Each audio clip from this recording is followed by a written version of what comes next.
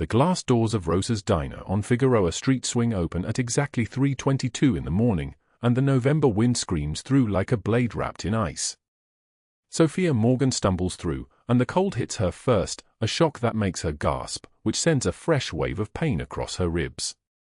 She is 28 years old but looks like she has lived 40. Her black and white maid's uniform is torn at the shoulder, and blood, still wet and dark, soaks through the fabric across her ribs where a knife carved its path 3 nights ago. Her dark hair clings to her pale face in matted strands. Melting snow glistens on her skin. She moves toward the nearest booth near the frosted windows, each step a small rebellion against her body's demand to collapse, and when she falls into the seat, the checkered floor squeaks under her worn sneakers, a sound like an animal in pain. The diner smells like stale coffee and grease, like 1,000 morning shifts layered into the walls. The fluorescent lights hum their dying song. Outside, the blizzard erases the city, visibility maybe 10 feet, maybe less. Snow falls so thick it looks like the world is being erased one flake at a time. In the corner booth, a man sits alone nursing black coffee. Luca Valenti is 35 years old and carries his power the way other men carry scars. His Armani coat, black and worth more than Sofia's entire year of rent, drapes across the seat beside him. His dark eyes, storm gray in certain light, are fixed on the window where the snow swallows everything. A scar runs from his left eye to his cheekbone, pale and deliberate. He wears a silver ring on his thumb and a gold watch that catches the diner's weak light. He has not slept in 4 days. His mind is fractured. Last week, his own brother, blood, family, the person who was supposed to stand beside him until the end, had betrayed their entire organization to rival gangs. Betrayal tastes like copper and ash. It tastes like the death of something that should have been sacred. For 4 days, Luca Valenti has been trying to decide what that means, what he is supposed to do when the people closest to you decide that your empire is worth more to them than loyalty. The sound of the door opening pulls his attention from the window. He does not move his head.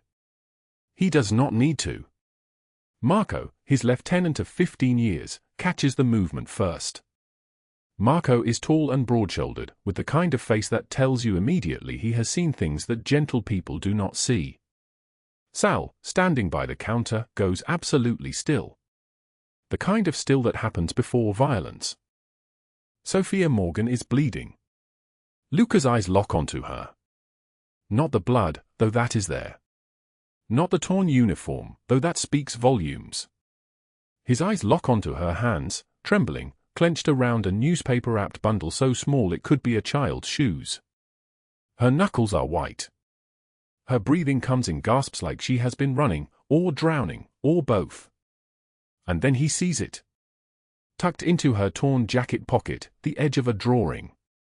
A child's drawing, the kind that uses every color in the box without apology or understanding of what harmony means. 2 figures holding hands. One tall. One small. Stick arms and stick legs and enormous eyes that somehow contain more hope than any real human eyes should contain. Luca Valenti, who has ordered the deaths of 17 men, who has built an empire on the principle that weakness is a disease that spreads, who has not shown genuine emotion in front of his men in 15 years, stands up from his booth. Marco moves instinctively toward his boss, but Luca raises a hand, a single gesture that stops Marco exactly where he stands. Sal's hand moves toward his jacket, where a gun rests against his ribs like a second heartbeat. No, Luca says. His voice is deep and solid like an oath. Leave it. Sofia does not see him coming. She is lost in the fog of her own survival, in the mathematics of how much blood she has lost and whether it matters anymore. The diner is nearly empty, just an old man reading a newspaper at the counter, a waitress in a pink uniform pretending she has not noticed anything unusual, a cook in the back whose attention can be bought with silence.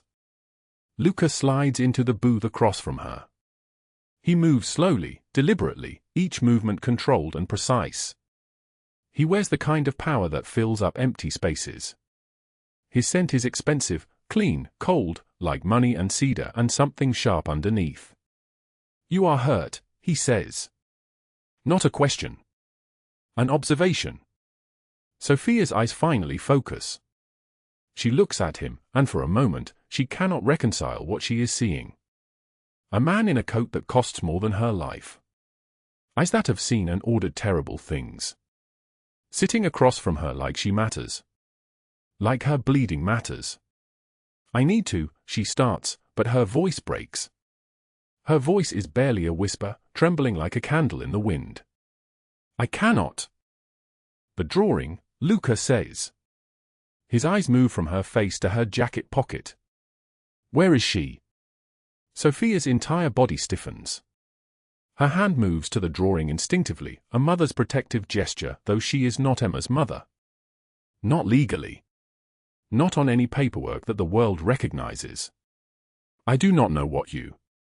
The drawing, he repeats, and now there is something in his voice that is not a request. Where is she?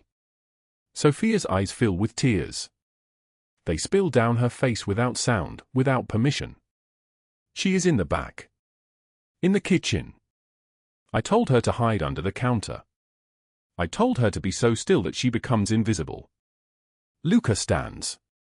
He signals with one finger, and Marco appears from nowhere, the way men in his world always appear from nowhere, like ghosts with business cards. Go to the kitchen, Luca says. Find the girl. Bring her here. Do not frighten her. Be gentle. Marco, who has never been gentle in his life, nods. He walks toward the kitchen with the kind of purposeful grace that only men trained in violence possess. Sophia watches him go, and something breaks in her chest. Her hands fall to the table, and she stares at them like they belong to someone else. These hands that have washed 10,000 dishes. These hands that have held Emma when she was sick.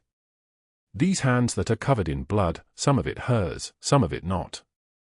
What is your name? Luca asks. He sits back down.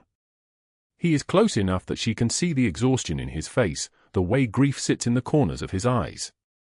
Sofia, she whispers. Sofia Morgan. I am Luca Valenti, he says. And you are not leaving this diner alone.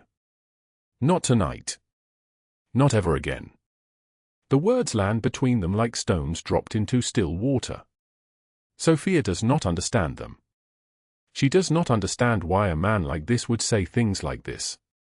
She does not understand how her life has suddenly become a story that makes no sense. Behind them, through the frosted windows, the blizzard continues its work, erasing the world one flake at a time. And in the kitchen, Marco moves toward a small girl who is hidden under a counter, terrified and waiting, holding her breath like her life depends on remaining invisible. But what Sofia does not know yet is that Luca has been following her for 3 nights.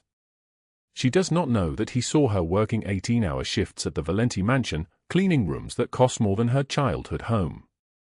She does not know that his men reported to him about the woman who wore her exhaustion like a uniform. She does not know that 3 days ago, when she fled with Emma in the middle of the night, that act alone changed the trajectory of his entire world. Now, let us go back. Let us rewind to 6 months earlier, before the knife wound, before the bleeding, before the diner at 3:22 in the morning. Let us go back to when Sofia Morgan first walked through the gates of the Valenti mansion, looking for work, looking for a miracle, looking for anything that would keep her and Emma alive. 6 months before the diner, Sofia Morgan stood in front of a mirror in a gas station bathroom and tried to make herself look like the kind of woman who could be trusted with other people's homes. She was 28 years old. She looked 45. Her reflection stared back at her, dark eyes rimmed with exhaustion, dark hair pulled back so tight it felt like it was pulling her thoughts with it, a jawline sharp from not eating regularly. She wore the only clean clothes she owned, black pants and a white shirt, both 2 sizes too big from the weight she had lost. Her hands were raw. Her cuticles bled. Her fingernails were broken from scrubbing other people's messes. The job interview was at the Valenti mansion at 2 o'clock. She had $17 in her pocket and $34 in her bank account. She had been evicted from her last apartment 3 weeks ago, and Emma, 7-year-old Emma, who deserved better than the world she had inherited, was sleeping on a cot in a shelter across town. Sofia had $34. She had 7 days to find $35,000, or Douglas Hale would come for Emma again. She did not know that yet. She did not know that 7 days from the diner, she would be bleeding and desperate and running through a city that did not care whether she lived or died. She only knew that today, right now, in this gas station bathroom, she had to become someone else. She had to become the kind of woman who could clean a rich man's house and keep her own broken heart invisible. The mirror did not offer any solutions. She left the bathroom and drove to the address on Mulholland Drive. The mansion rose up from the hillside like a monument to everything she would never have. White stone and glass and windows that probably each cost more than her entire life. Perfectly manicured gardens. A fountain in the front courtyard. Security gates that looked like they could stop a tank. A man in a grey suit opened the door. He introduced himself as Marco. He looked her up and down with the kind of assessment that told her he had done this before, measured people, decided what they were worth, what threat they posed. "The job is straightforward," he said, leading her through hallways that seemed to stretch forever. "You clean. You cook basic meals. You maintain the guest house. You do not ask questions. You do not speak to anyone about what you see here. You do not touch anything that does not belong to your cleaning list." Sofia nodded. She understood the rules of invisible work. "The pay is $800 per week," Marco said. Sofia's heart stopped. $800 per week. That was $3,200 per month. That was freedom. That was Emma in a real apartment. That was breathing room for the first time in 7 years. "When do I start?" she asked. "Tomorrow," Marco said. 6 in the morning. But what Sofia Morgan did not know, standing in that hallway with the light falling like liquid gold through windows that cost more than her childhood, was that Luca Valenti had been fractured long before his brother's betrayal. He had been broken since the night his mother died.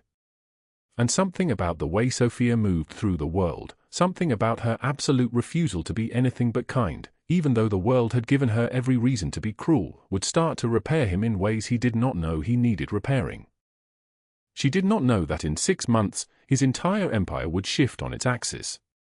She only knew that tomorrow, she could save Emma. Tomorrow, her life began again. Sofia Morgan's hands trembled as she gripped the mop handle, her knuckles white against the worn wood. 6 in the morning, and the marble floors of the Valenti mansion stretched before her like a cold ocean she had to cross on her knees. The black and white uniform hung loose on her frame. She had lost 12 pounds since the foreclosure notice arrived 3 months ago. Her dark hair was pulled back so tight it hurt, kept that way intentionally so no one would look at her face, so she could remain invisible, and invisibility had become her greatest survival skill. Mrs. Chen, the head housekeeper, was a woman of 55 with steel-grey eyes and a voice that cut like wire. She had not asked Sofia's name on the first day, had not asked it now on the 100th. She simply pointed at rooms and moved on, a general surveying a battlefield of dust and disorder that would never, in her estimation, be clean enough. The east wing was silent except for the soft splash of water in the bucket, the squeak of the mop against marble. Sunlight poured through windows so large they seemed to swallow the world, and Sofia thought about how much light cost in this house, how many bulbs burned at night, how many gallons of water flowed through pipes while she counted every drop she used at home. The disparity was not something she allowed herself to dwell on. Dwelling led to bitterness, and bitterness was a luxury she could not afford. By noon, her legs ached. By 3 o'clock, her back had joined the chorus of pain. She moved through the house like a ghost, quiet and faithful and invisible, just as she had been taught. Do not make eye contact. Do not speak unless spoken to. Do not exist unless your labor is required. She had perfected this art long before the mansion, long before the shelter, long before everything fell apart. The Valenti house was enormous in the way that only old money and new violence could build. 23 rooms across 3 floors. Marble shipped from Italy. Artwork hanging in hallways that cost more than Sofia's entire life savings had ever been. She dusted a painting once, a woman in a red dress, her eyes following you across the room, and wondered what it felt like to be painted, to be remembered, to matter enough to be preserved forever in oil and canvas. At 6 o'clock, she clocked out mentally, though there was no clock to punch. She simply stopped moving and walked toward the service stairs, her feet announcing each step with small, soft sounds that echoed in the silence. The house seemed to hold its breath after the staff left, as if it was too grand for the people who lived here to inhabit it fully. Her room was in a converted carriage house behind the property, a space no larger than a closet with a narrow bed, a hot plate, and a single window that faced the wall of the property next door. It was not much, but it was housing, and housing meant she could keep paying the storage unit where she kept her possessions from the life that no longer existed. 3 boxes of books. Her mother's wedding ring in a velvet box. Photographs she could not bear to look at. And wrapped carefully in old newspaper, preserved like a relic, were Emma's first shoes. She had not intended to keep them. When Emma was taken from the shelter that day, Sofia had unwrapped the small white sneakers with the pink laces and slipped them off the child's feet. Emma had cried, a sound like a small animal being hurt, and Sofia had made the only promise she could make: I will keep them safe. I will keep you in my heart. I will find you. She had not found Emma. 3 months of searching had led nowhere. Social services had files marked confidential. The man who came to collect her claimed to be an uncle, and the system had believed him because the system was broken in ways that made Sofia's blood run cold. Emma was gone, and all Sofia had was a pair of shoes wrapped in newspaper, growing brittle at the edges, and a grief so heavy it had its own gravity. That night, sitting on her narrow bed with a single lamp casting shadows across her face, Sofia counted her money again. $78. Rent was due in 8 days. The foreclosure notice from 3 months ago sat in a folder on her nightstand, the numbers so large they seemed impossible. $22,000 to save a house that was already gone. The bank had already taken everything. She had signed the papers in a lawyer's office that smelled like furniture polish and failure, and the house where she had been born, where her mother had died, where she had planted roses in the garden one spring when she still believed the future held something other than emptiness, that house was now someone else's property. The $800 per week from the Valenti job was a miracle. $3,200 per month. In 1 year, she could save enough for a real apartment for her and Emma, if she found her. In 2 years, maybe there would be enough left over for a deposit on a small place, something modest, something that was hers. The math was the only thing that kept her moving. The math was prayer for people like her. She placed the bills carefully in a plastic container under her bed, ones, fives, a single $10 bill that made her feel briefly wealthy. She thought about the painting in the hallway, the woman in the red dress whose value was measured in hundreds of thousands, and then she thought about herself, measured in dollars and cents, every penny accounted for, every coin a small argument against disappearing. The window was dark now. Los Angeles hummed somewhere beyond the wall, the sound of traffic like a distant heartbeat. Sofia held the newspaper-wrapped shoes to her chest, feeling the stiffness of the paper, the gentle shape of child-sized feet inside. Emma was 7 years old now. Emma was out there somewhere, in the city or beyond it, and Sofia had failed to keep the only promise that had ever mattered. She did not know that Douglas Hale was moving through the same city at that exact moment, that he was reviewing photographs, that he had decided Emma was worth more money than most people made in a year. She did not know that the shoes she held, small and precious and worn at the heels from a child's first steps, would become evidence of something darker than she could imagine. She did not know that 3 blocks from where she lay in the dark, counting her heartbeats, a man was counting his money and marking a calendar, circling a date in red, the date when his profit would finally be complete. All Sofia knew was that tomorrow she would wake at 5:30 in the morning. She would put on the black and white uniform. She would become invisible again. And somewhere in the spaces between one day and the next, she would find a way to save Emma, even if it took the rest of her life, even if it took every dollar, every hour, every drop of blood in her body. Because that was what love meant for people like her. It meant sacrifice. It meant never giving up. It meant holding empty shoes like a prayer and believing, against all evidence, that miracles still existed. The rain started at midnight, soft at first, then harder, tapping against the small window like something asking to be let in. Sofia did not move. She simply lay there in the dark, holding the shoes, listening to the world wash itself clean outside while she remained exactly where she had always been, alone, invisible, counting down the days until something changed. The apartment was so quiet you could hear the rain tapping against the window like fingertips asking permission to enter. Sofia sat at the kitchen table in Luca Valenti's safe house in Koreatown, her hands wrapped around a mug of tea that had gone cold an hour ago. Across from her, Emma slept on the couch in the next room, her small body curled beneath a cashmere blanket that cost more than Sofia made in 3 months. The girl's breathing was steady now, finally peaceful, finally safe. But safety felt like a borrowed thing, something that could be taken back at any moment. Luca stood by the window, his expensive suit jacket discarded on the chair beside him, his white dress shirt unbuttoned at the collar. He was 38 years old but carried the weight of someone much older, a man whose face had been carved by decisions that other people would never have to make. His dark eyes held the kind of intensity that made people move out of his way without being told to do so. Behind him, the city lights of Los Angeles stretched out like scattered diamonds, beautiful and completely indifferent to the desperation happening in rooms like this one. Marco stood in the corner, his broad shoulders tense, his jaw working slightly as if he was chewing on something bitter. In 15 years of working for Luca Valenti, he had never seen his boss kneel for anyone. He had never seen him move slowly and carefully toward a frightened woman the way you might approach a wounded animal. Marco understood now that something fundamental had shifted in the universe, though he could not yet articulate what it was. Luca turned from the window and looked at Sofia with an expression that made her want to disappear into the chair. "Tell me everything," he said. His voice was deep and solid like an oath, the kind of voice that people listened to whether they wanted to or not. "Start from the beginning. Tell me about Emma." Sofia's fingers trembled as she set down the cold tea. She reached into her bag, the worn leather purse she had owned for 7 years, and pulled out something wrapped in yellowed newspaper. Her hands moved slowly, carefully, as if the object inside might shatter if she wasn't gentle enough. When she unwrapped it, she revealed a pair of small children's shoes. They were faded pink with white laces, the heels worn thin from a child's first tentative steps.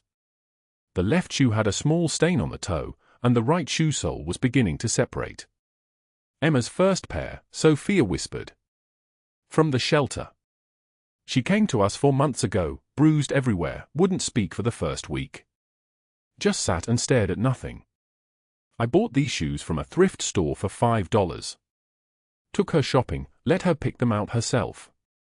It was the first time I saw her smile."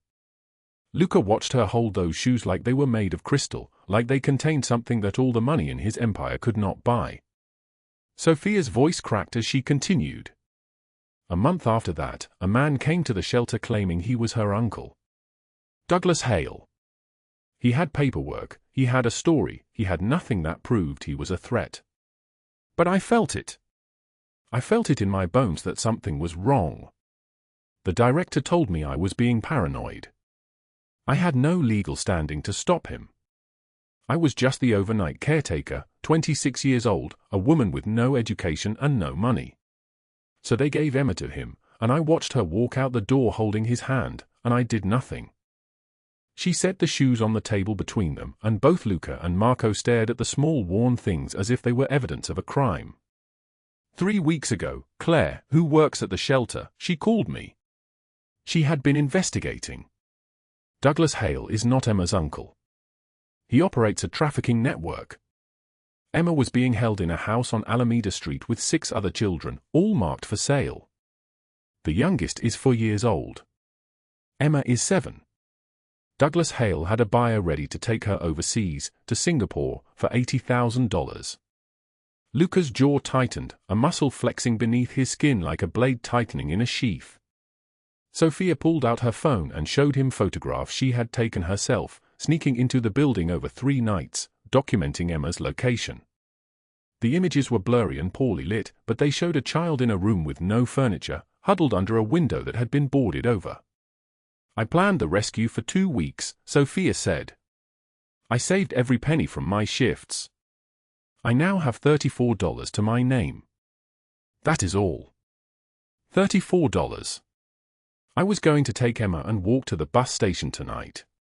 I was going to use my last $20 to get us somewhere north, anywhere away from here. But Douglas Hale called me yesterday. He somehow knows I took her. He knows my number. He knows where I live. She pressed play on a voicemail. Hale's voice filled the kitchen, and it was like ice water poured into everyone's veins. The man's tone was casual, almost cheerful, the tone someone might use when ordering coffee at a cafe. "Hello, Sofia. I understand you have something that belongs to me. You have 7 days to return Emma unharmed, or to pay me $35,000 in compensation for the sale that you interrupted. If you contact law enforcement, I will know. If you try to run, I will find you. If you fail to comply, I will take Emma back and add $50,000 to your debt, which you will then spend the rest of your life trying to pay. The clock is running. 7 days, Sofia." Tick-tock. The voicemail ended. The silence that followed was absolute, crushing, final. $35,000, Sofia repeated, and her voice shattered like glass against stone. I have never had $35,000. I will never have $35,000. I counted every shift, every penny, every possibility. There is no way for a woman like me to get that money. No bank will loan it to me. No one will hire me. I am nobody. I am just a maid. I am invisible. Luca moved toward the table and sat down across from her. He picked up one of the small shoes, turning it over in his hands, examining it with the kind of intensity he might give to a legal contract or a business proposal. His ring, a thick band of white gold with a small diamond, caught the light as he moved. "Why would you risk your life for a child who is not yours?" he asked quietly. The question was not cruel. It was genuine, as if he was truly trying to understand something that existed outside his normal range of understanding. Sofia met his eyes, and in that moment, something shifted in her expression. The fear was still there, but underneath it was something unbreakable, something that could not be bought or sold or destroyed. "Because nobody else would," she said. "Because I was her once. Because she called me Mama, and that means something. That means everything." Marco inhaled sharply, a small sound that seemed impossibly loud in the quiet room. Luca set the shoe back on the table with deliberate care. He stood up and walked to the window, his hands clasped behind his back. "Call Sal," he said to Marco, his voice unchanged, matter-of-fact. "Tell him I need information on Douglas Hale. Locations, associates, operations, finances. Everything. And send word to the Castellano family that we are taking a contract. Douglas Hale is now priority." Sofia's breath caught. "What are you doing?" Luca turned back to face her, and for the first time, she saw something in his expression that terrified her more than anything Hale had said. It was not anger. It was something deeper, colder, more final. It was the look of a man who had made a decision that could not be unmade. "I am protecting you both," he said. "And I am ending Douglas Hale. You cannot. If you do that, he will know I told you." "He will?" "He will do nothing," Luca interrupted. His voice was steel. "Because in 7 days, Douglas Hale will no longer exist in any form that matters. He will not have a network. He will not have money. He will not have breath left to make threats." Sofia wanted to protest, wanted to tell him this was not his responsibility, that she was nobody and he was risking something precious. But before she could speak, her phone buzzed. A text message from an unknown number appeared on the screen. 6 days left. I know where you are. The rain outside intensified, drumming against the window with sudden violence, as if the sky itself was trying to break through. 3 days later, at 2:47 in the morning, the blizzard had turned the street into a white tomb. Snow fell so thick you could not see the opposite sidewalk. The safe house was dark except for one lamp in the living room where Sofia sat with Emma asleep against her shoulder, the child's small hand clutching the worn stuffed rabbit Luca had brought 3 days ago. The pounding came without warning. Fists against the door. Not knocking. Pounding. The sound of a man who knew exactly where to find you and did not care who heard him coming. Sofia's entire body went rigid. Outside, Marco and Sal crouched behind the garden wall with 8 men positioned at strategic angles, their weapons drawn, their breathing controlled. They had been waiting for this. Luca had known Hale would come before the week ended. Desperation makes men predictable. The pounding came again, harder. Sofia Morgan, you have 3 days left. Douglas Hale's voice cut through the door like a blade. Send the girl out and maybe I let you live. Sofia's hands began to shake. She carefully lifted Emma and moved her to the bedroom, tucking her under the blankets, making sure the door locked behind her. When she came back to the living room, she found Luca standing in the shadows by the front window, his Armani coat draped over a chair, his white dress shirt unbuttoned at the collar, his face carved from stone. How many? Sofia whispered. For men outside. 1 driving. Hale makes 5. Luca did not turn from the window. My men outnumber them 6 to 1. Stay in the back. You cannot fight them. He has resources, connections. Sofia. His voice dropped lower. Trust me. But before she could answer, the door exploded inward. Wood splintered. Cold air screamed into the room. Douglas Hale stepped through the wreckage with a pistol in his right hand and a smile that showed teeth like a predator. He was a broad man, 53 years old with grey hair slicked back and eyes that held no conscience, no hesitation, no mercy. Behind him came 4 younger men in dark coats, all armed, all moving with the practiced efficiency of people who had done this 100 times. Hale's smile widened when he saw Sofia. There you are, he said. The girl. Where is she? Gone, Luca said. Hale's head snapped toward him. For a moment, his expression shifted, confusion, then recognition, then a thin laugh that rattled like bones in a box. Luca Valenti. The Valenti family. Hale shook his head slowly. This is not your fight, boss. This is business. The girl owes me money. The girl gives me the child. Everyone walks away. No one walks away from you, Luca said quietly. Not alive. Not whole. The moment stretched like a rubber band pulled too tight. Then Marco appeared in the shattered doorway behind Hale's men, his pistol trained on the closest one. Sal emerged from the snow on the left flank. The other men positioned themselves with weapons raised, calm and certain, moving like men who had trained together for years and knew exactly how this would end. Hale's face went white. He spun toward the door, saw the guns, saw the men, saw the way he had walked into a trap with his eyes open and his mind closed. You cannot kill me, he said, but his voice had changed.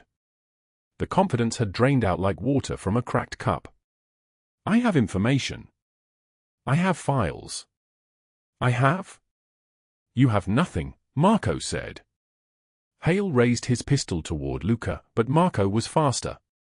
The sound of the shot echoed off the safe house walls, not Hale's gun. Marco's. The pistol fell from Hale's hand and clattered across the hardwood floor, spinning away into the darkness. Hale collapsed to his knees, trembling like a cornered animal. His hands came up empty, begging. Please. Please, I have money. I have connections.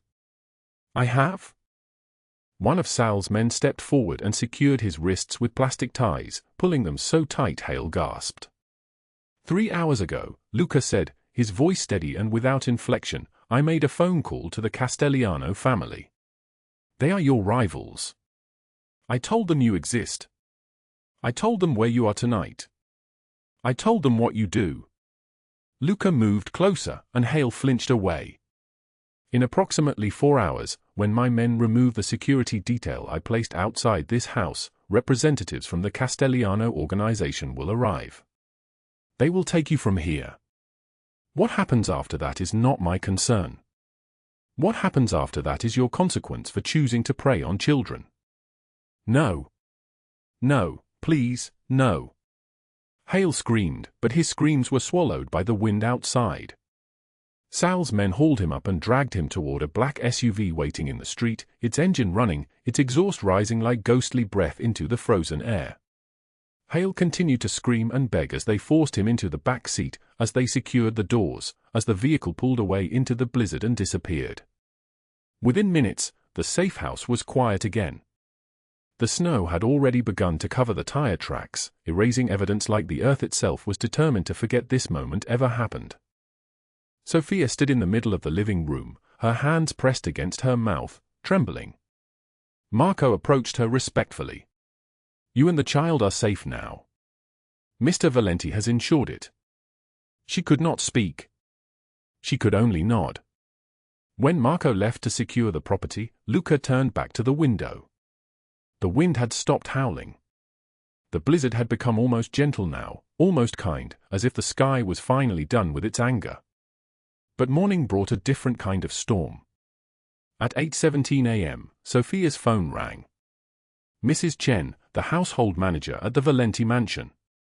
I am calling to inform you that your employment has been terminated, effective immediately," Mrs. Chen said.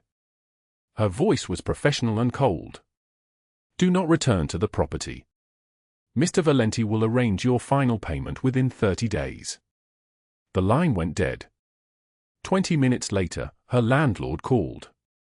"Eviction notice effective immediately. Your lease has been terminated.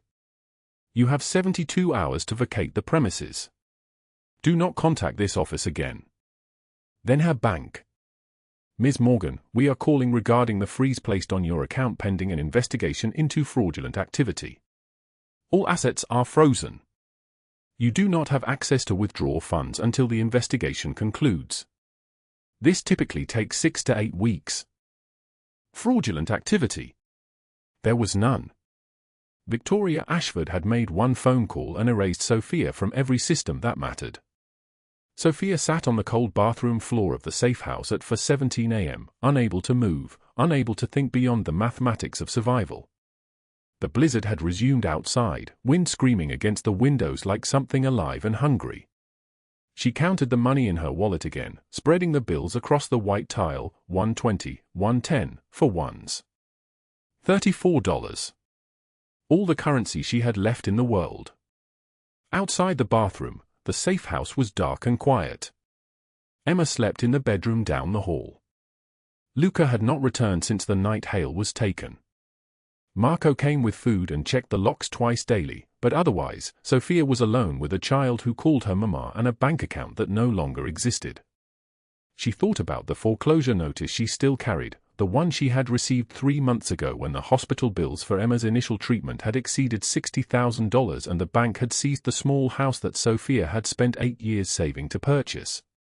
She thought about working 72-hour weeks and eating the leftovers from restaurant garbage and never once being able to afford new shoes for her own feet, let alone anything else. She thought about how Douglas Hale had said he would kill her. How Victoria Ashford had erased her from every legitimate system. How she was nobody, just a maid, just a night shift waitress, just a woman who tried to help a child and ended up with nothing. Her hand reached for the bathroom cabinet. She had seen pills there when she first arrived. Pain medication. Sleeping pills. Things that could make this easier. Things that could stop the trembling and the fear and the weight of trying to keep Emma safe when she could not even keep herself alive. Her fingers touched the cabinet handle. Then she heard it. A small voice through the door. Emma's voice, trembling in the darkness. "Sofia? I am scared. Can you sing the song?" Sofia's hand fell away from the cabinet. She stood on shaking legs and opened the door. Emma was standing there in pajamas, holding the stuffed rabbit, her small face creased with worry and need and a trust so pure that it cut Sofia's breath away. Sofia knelt and pulled her close. "I am here, baby. I am here." Emma's arms wrapped around her neck. "Do not leave." "I am not leaving. Not ever. I promise." Sofia stood and carried Emma back to the bedroom, singing the song that Emma loved, a lullaby Sofia had learned from her own mother, a song about stars and safety and the promise that the morning always comes. She sang it soft and low, and she meant every word. She would not give up. Not while Emma needed her. Not while there was breath left in her body and a child still calling her name in the dark. At 11:43 that same night, 12 men in black moved like ghosts through an abandoned warehouse on the pier 3 miles from the safe house. They did not speak. They did not announce themselves. They moved with the kind of coordination that only comes from years of operating together, each man knowing exactly where the others would be and when. Douglas Hale was inside, counting money. Stacks of cash on a table illuminated by a single overhead bulb. Money from children. Money from families destroyed. Money from a life spent extracting value from the helpless. Hale looked up when the lights cut out. Darkness. Complete and absolute darkness. Then flashlights activated, sudden and blinding, and he saw them, the men surrounding him, weapons drawn, faces hidden in shadows. He reached for a gun beneath the table. Marco was faster. The disarm took less than 2 seconds. Hale's gun clattered across the concrete floor and disappeared into darkness. Hale dropped to his knees, trembling, his mouth opening and closing like a fish suffocating on air. "Please," he whispered. "Please, I have money. I have information." "I have?" "You have nothing," a man named Victor said. Victor worked for the Castellano family, and his voice carried the weight of 100 decisions already made, 100 similar situations resolved in the same permanent way. They secured Hale's wrists. They did not speak to him. They did not explain. They did not make promises or threats. They simply moved with the efficiency of men carrying out a sentence that had been handed down long ago, by older codes, by traditions that did not require words. They dragged Douglas Hale away screaming into the blizzard night. He was never seen again. No body was ever found. No blood on the pier.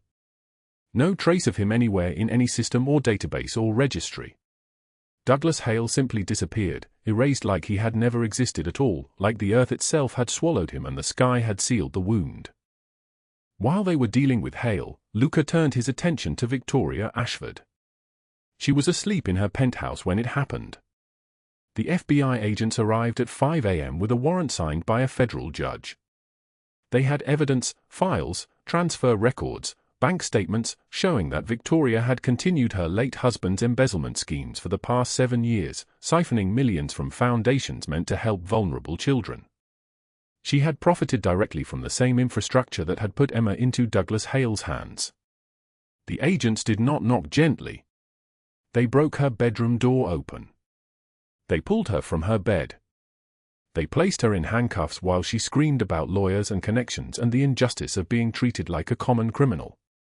By 7 a.m., the news cameras had captured her in her silk robe, screaming and thrashing, being walked from the building in handcuffs. Every society contact she had ever made, every person who had accepted her invitation to charity galas, every friend who had smiled at her during lunches in expensive restaurants, they all turned their backs. The photographs circulated. The details emerged. The government's case was airtight. At trial 3 months later, Victoria Ashford was convicted on charges of fraud, embezzlement, and racketeering.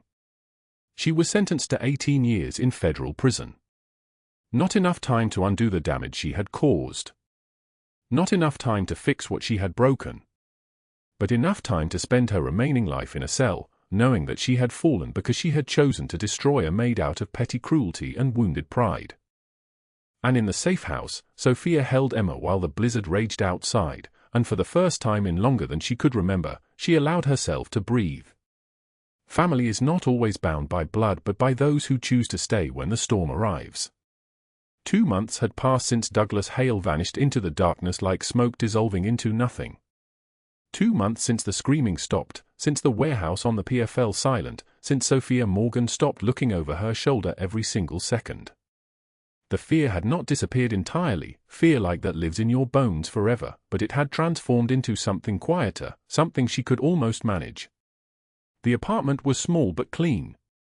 Sunlight poured through windows that had real curtains, not plastic bags taped to the frame. The floors were not stained. The air did not smell like mold and desperation. Sofia stood in the kitchen at 7 in the morning, pouring milk into 2 glasses, and for the first time in years, she did not count the cost. There was more milk in the refrigerator. There would be more tomorrow. Emma sat at the table drawing with crayons, her small body curled in concentration, tongue poking slightly out of her mouth. She was 8 now. She had grown 2 inches since that night in the diner. Her hair was thick and healthy. She laughed at things, cartoons on the television, jokes from other children at school, the way Sofia made funny faces while helping her with homework. Vivi, look, Emma held up the paper. Purple mountains, a yellow sun, 2 stick figures holding hands. One was tall. One was small. That's you and me. Sofia's chest tightened. She still was not used to being drawn into someone's world as a permanent fixture. It is beautiful, princess. The mountains look real.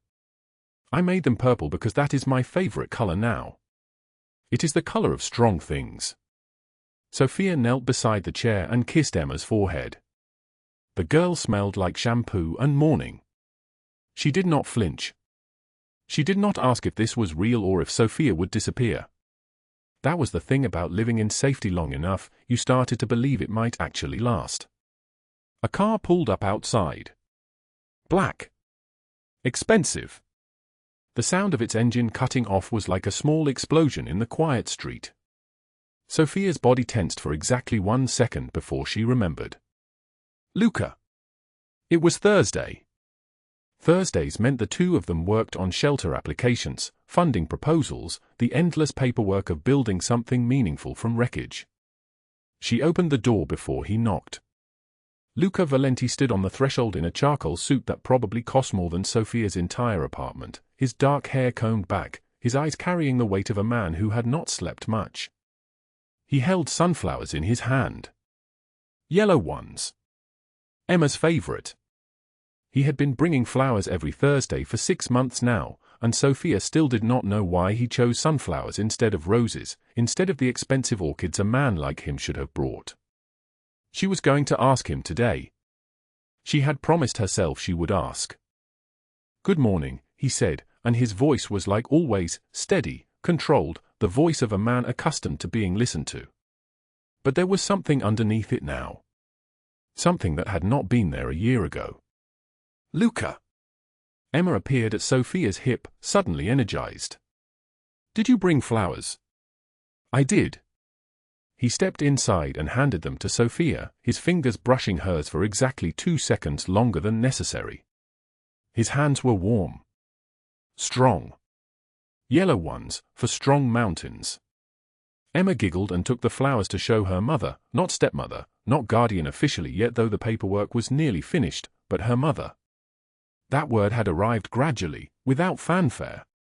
One day Emma simply said it, and Sofia had cried so hard she could not breathe, and Luca had sat beside her in silence until the tears stopped coming. Coffee? Sofia asked. Please. She moved into the kitchen while Emma showed Luca her drawing, explaining the significance of purple mountains with the gravity of an architectural engineer.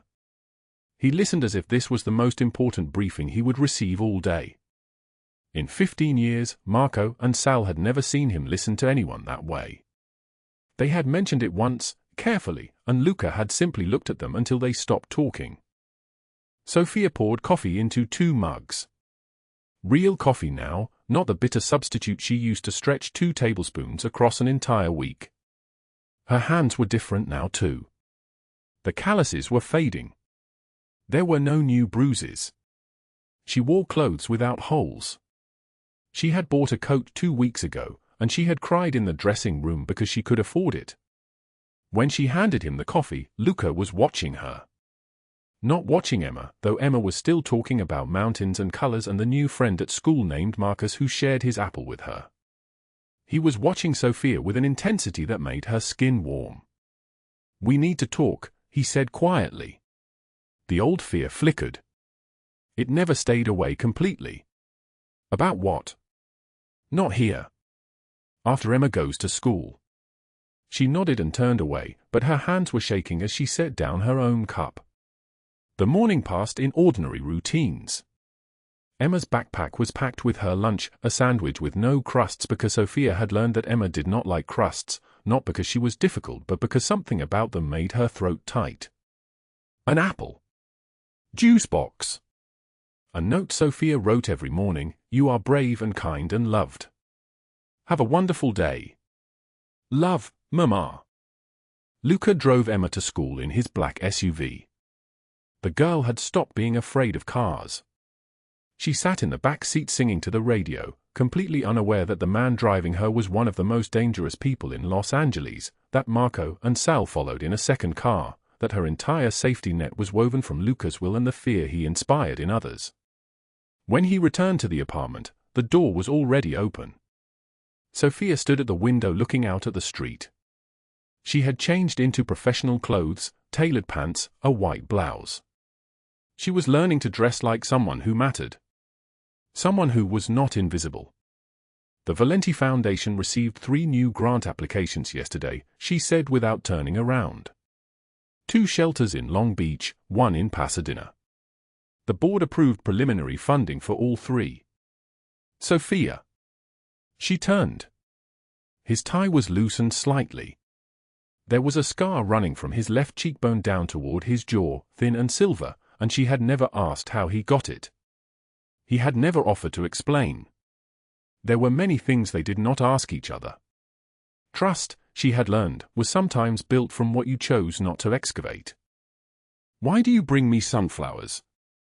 The question came out before she could stop it. Luca moved closer.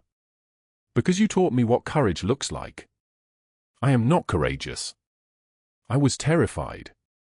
I am still terrified sometimes. Courage is not the absence of fear. It is standing in the face of it anyway." He stopped 3 feet from her. "You stood for Emma when you had nothing.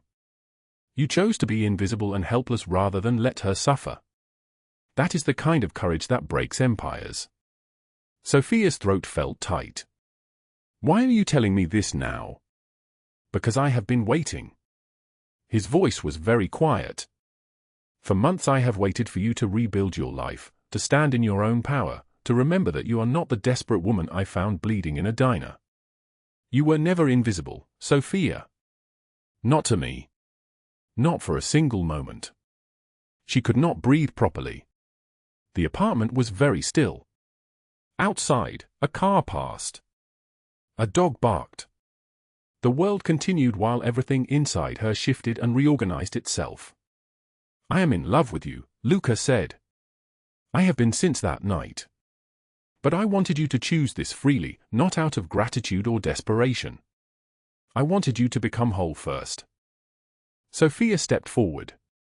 The distance between them collapsed. "I am not the same desperate woman." "No. You are not." When he kissed her, it was gentle but certain, like someone putting down something they had been carrying for far too long. She tasted coffee and sunflowers and the future, which was not a metaphor but something actual and present and terrifyingly real. When they broke apart, she was crying. Not from sadness. From the overwhelming reality that she was loved. That she was chosen. That her life had transformed from a counting of days until everything ended into something that stretched forward into years and possibilities. "Will you marry me?" Luca asked. Sofia laughed through the tears. "That is the worst proposal I have ever heard." "Is that a no?" "That is a yes, you impossible man." She kissed him again. "But only if Emma gets to choose her dress." Emma, as it turned out, chose purple. The wedding was 1 year after Luca found Sofia in that diner. The ceremony was small, just the people who mattered. Marco and Sal in suits that probably cost more than most people's cars. The staff from the Valenti Foundation shelters. Children who had been rescued, who were learning what safety felt like. Emma in her purple dress, standing between her mother and the man who had chosen to stay, both her hands firmly clasped. Sofia wore white and stood in the sunlight coming through the church windows, and she thought about the night she rescued Emma from the darkness. She thought about the foreclosure notice. The $34.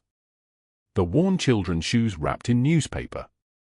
She thought about invisible and broken and lost, and how none of those words applied to her anymore. Luca looked at her across the space between them like she was the only real thing in the world. "I do," she whispered, and meant it with the whole architecture of her rebuilt life. Family is not always bound by blood but by those who choose to stay when the storm arrives. If this story touched your heart, please subscribe to the channel, like and share this video with the people you love. Every comment you leave is a precious source of motivation. We wish all of you good health, a joyful life, and days filled with peace.